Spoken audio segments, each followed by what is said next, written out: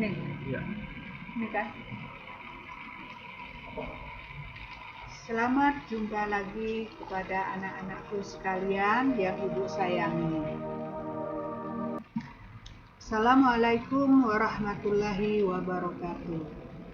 Sekarang bisa kamu lihat di dalam buku PPKN kelas 9. Itu kamu lihat pada halaman 8 materi yang selanjutnya. Kita pelajari sampai halaman 11. Di samping itu kamu perhatikan juga PowerPoint yang berikut ini, yaitu penerapan Pancasila masa Orde Baru.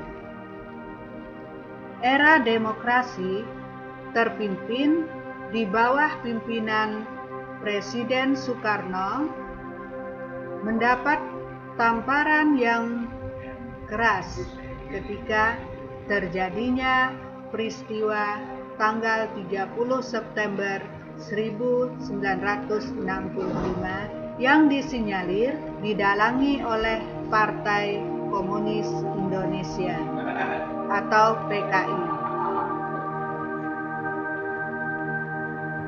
Pemberontakan PKI tersebut membawa akibat yang teramat fatal bagi partai itu sendiri, yaitu dibubarkannya PKI dengan seluruh organisasi di bawah naungan dan dinyatakan sebagai organisasi terlarang di Indonesia. Begitu juga dengan Presiden Soekarno yang berkedudukan sebagai pimpinan besar revolusi dan Panglima Angkatan Perang Indonesia. Secara pasti, sedikit demi sedikit kekuasaan berkurang, bahkan lengser dari jabatan sebagai presiden.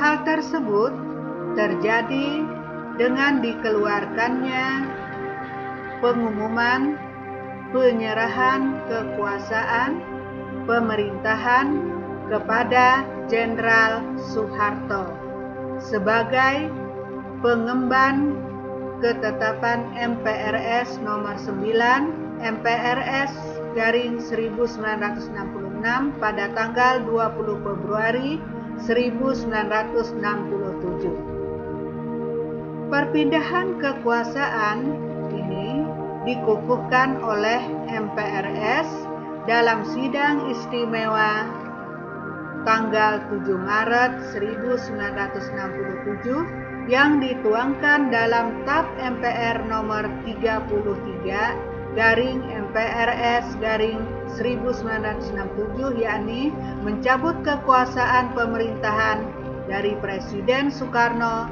dan mengangkat Soeharto sebagai pejabat presiden hingga dilaksanakannya pemilu.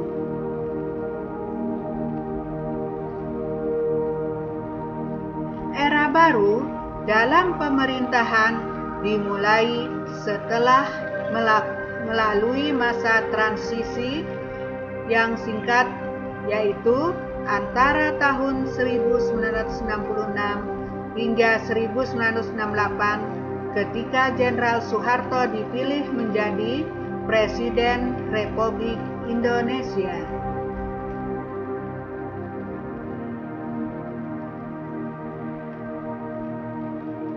Era tersebut kemudian dikenal sebagai Orde Baru dengan konsep demokrasi Pancasila.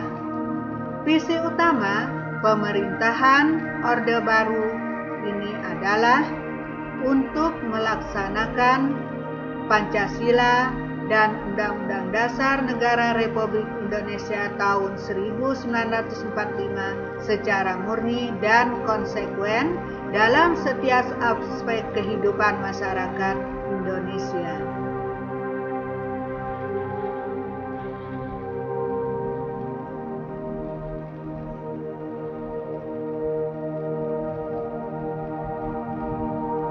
Dengan visi tersebut, Orde Baru memberikan secercah harapan bagi rakyat Indonesia, terutama yang berkaitan dengan perubahan politik dari yang bersifat otoriter pada masa demokrasi terpimpin di bawah Presiden Soekarno menjadi lebih demokratis,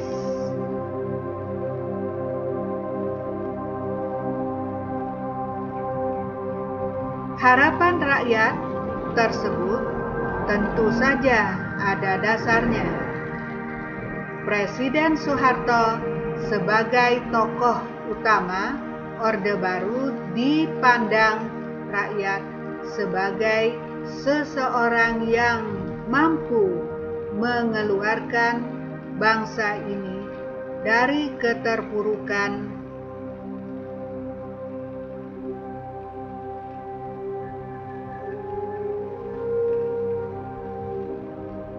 hal ini dikarenakan beliau berhasil membubarkan PKI yang ketika itu dijadikan musuh utama negeri ini.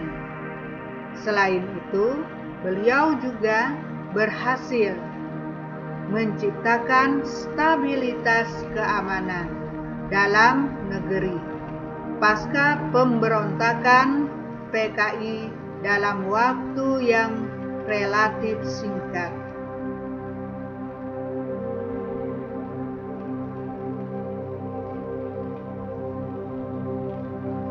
Itulah beberapa alasan yang menjadi dasar kepercayaan rakyat terhadap pemerintahan Orde Baru di bawah pimpinan Presiden Soeharto.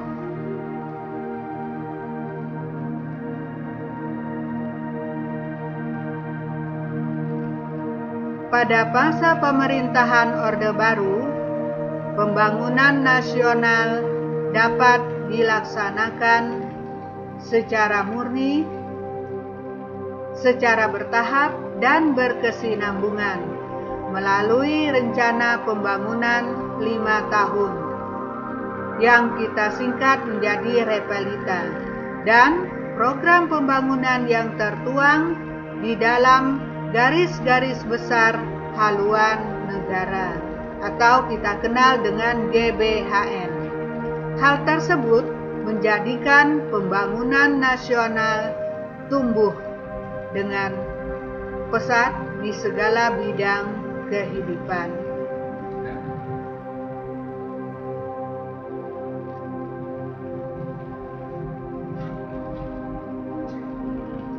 Pada masa ini juga, lembaga kepresidenan merupakan pengontrol utama lembaga negara lainnya, baik yang bersifat suprastruktur atau kita kenal di dalamnya DPR, MPR, DPA, BPK, dan MA, maupun yang bersifat infrastruktur, yaitu LSM, partai politik, dan lain sebagainya.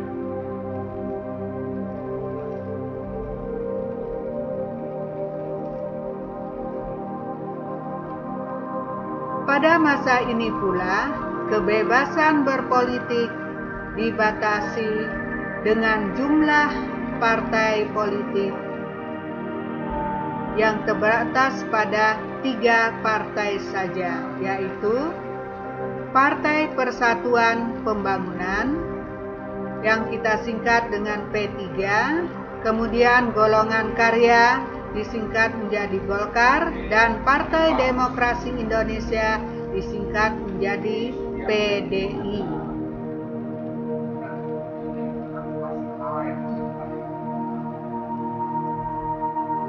Dibatasinya kebebasan pers dan kebebasan berpendapat terbukti dengan banyaknya kasus diberedelnya beberapa surat kabar atau majalah hingga dicabut surat izin penerbitannya dengan alasan telah memberitakan peristiwa yang bertentangan dengan kebijakan pemerintah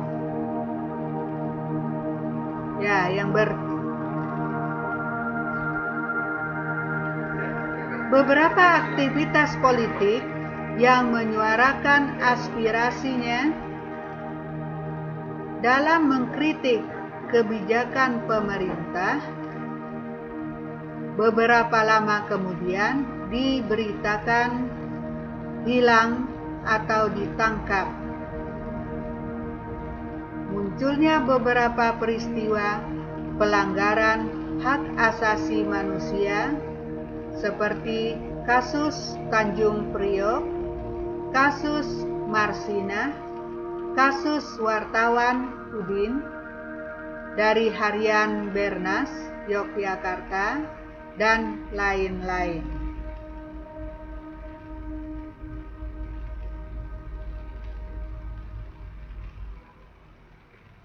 Dari uraian tadi bisa kita gambarkan perwujudan Dari uraian di atas, kita bisa menggambarkan bahwa perwujudan nilai-nilai Pancasila secara murni dan konsekuen dalam kehidupan bernegara selalu mengalami pasang surut. Dalam pemerintahan Orde Baru juga terdapat kelebihan dan kelemahannya terhadap penerapan Pancasila maupun Undang-Undang Dasar Negara Republik Indonesia tahun 1945.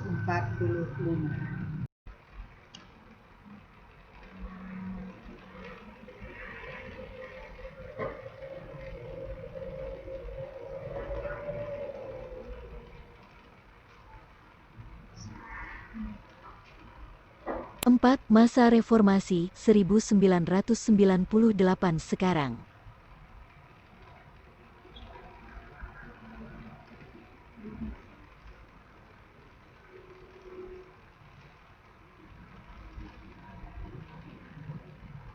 Pada masa reformasi, penerapan Pancasila sebagai dasar negara terus menghadapi berbagai tantangan. Penerapan Pancasila tidak lagi dihadapkan pada ancaman pemberontakan-pemberontakan yang ingin mengganti Pancasila dengan ideologi lain, akan tetapi lebih dihadapkan pada kondisi kehidupan masyarakat yang diwarnai oleh kehidupan yang serba bebas. Kebebasan yang mewarnai kehidupan masyarakat Indonesia saat ini meliputi berbagai macam bentuk, mulai dari kebebasan berbicara, berorganisasi, berekspresi, dan sebagainya. Kebebasan tersebut di satu sisi dapat memacu kreativitas masyarakat, tapi di sisi lain juga bisa mendatangkan dampak negatif yang merugikan bangsa Indonesia sendiri.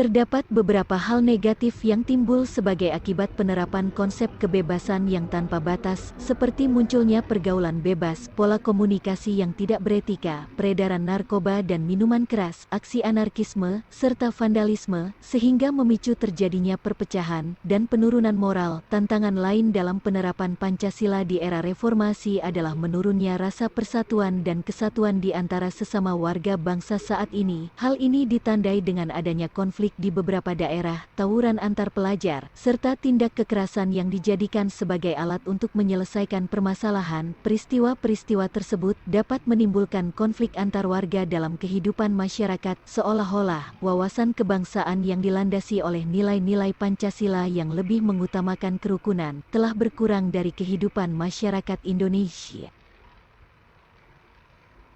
Selain tantangan-tantangan tersebut, saat ini bangsa Indonesia dihadapkan pada perkembangan dunia yang sangat cepat dan mendasar. Seiring dengan berpacunya pembangunan bangsa-bangsa, dunia saat ini sedang terus dalam gerak mencari tata hubungan baru, baik di bidang politik, ekonomi, maupun pertahanan dan keamanan. Walaupun bangsa-bangsa di dunia makin menyadari bahwa mereka saling membutuhkan dan saling tergantung satu sama lain, namun persaingan antar kekuatan besar dunia dan perebutan pengaruh masih berkecamuk. Salah satu cara untuk menanamkan pengaruh kepada negara lain adalah melalui penyusupan ideologi, baik secara langsung maupun tidak langsung.